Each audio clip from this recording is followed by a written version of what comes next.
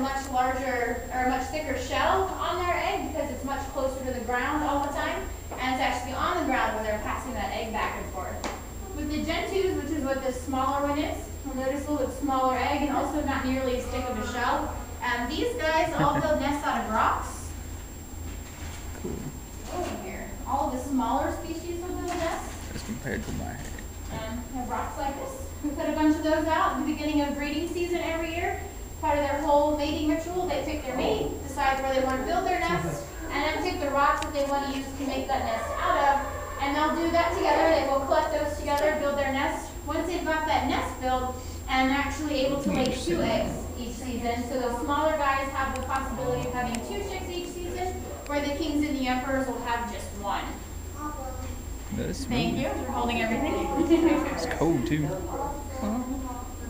These are some of the feathers, and these particular feathers came off of a king penguin, but even the smaller guys would look pretty similar to that.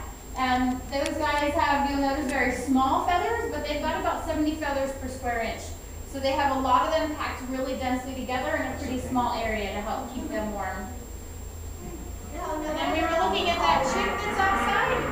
This is what those brown baby feathers feel like and look like. You'll notice right away how much softer they are, and that's one of the reasons they're not able to waterproof them. They don't have all those qualities. Oh yeah, this will fit in my pocket. And then in this third bag of feathers, another set, these are some of those yellowhead feathers off of one of the rockhopper penguins. And so you'll notice it is a feather on their head, just like all the rest that they have, but it's a different kind of feather. Thank you.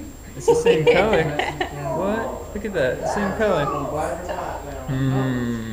Interesting. So penguins go through what's called a molt once a year. Yeah. They'll actually replace all their feathers at once. And what they do is grow a whole new set of feathers up underneath the ones that they already have. And they poop up and look extra fluffy. And when they groom, they pull that top layer of old feathers off. That's how we're able to get those feathers. They don't just fall off all the time, just once a year. It takes them about a month to go through that whole process and replace all of those feathers. And then what they do is spend a lot of time the rest of the year grooming and keeping those feathers clean. They do have to keep them for the other 11 months of the year. So they spend a lot of time keeping those groomed in good condition. With the kings, oftentimes when they molt, they'll shed their bill plate, which is what this piece is here. Whoa. If you guys notice, they have those really long beaks. There's that portion up front that's orange, and that's what that is. You notice that it feels pretty similar to your fingernails. It's the same sort of material. And just like the feathers, they'll sort of replace it underneath, and that top one just falls off. And in this last bag here, we actually have a toenail from a king penguin.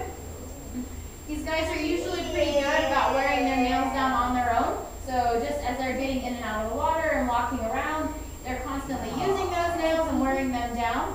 And what happens if they don't do that enough is instead of walking flat on the ground, their toenails keep their feet up off the ground. It can cause some really bad foot problems for these guys. So while it's Noah's favorite job, we do have to trim their nails about once a year. It's like plastic. Look at that. The picture up on the back wall here that we walked in next to is one of those colonies on South Georgia Island where they got the king eggs from. So you can see how many of them would be together out in the wild. The other thing that's nice about this picture, you can see how close these guys are to the water. And that's the main reason that they're able to share those parental duties with those eggs and the chicks, is because they're much closer to water where they can get food.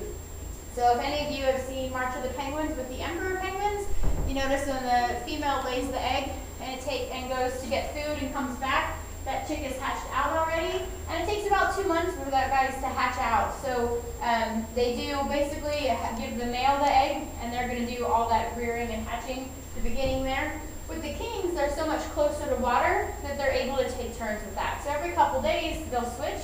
One bird will have the egg, one bird will go off, be able to clean off and groom and play and swim a little bit, get some food and come back, and then take the egg from their mate so the other bird can do that.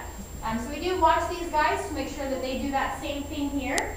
And we don't want anybody stuck in the corner for 2 months by themselves trying to take care of the egg or the chick.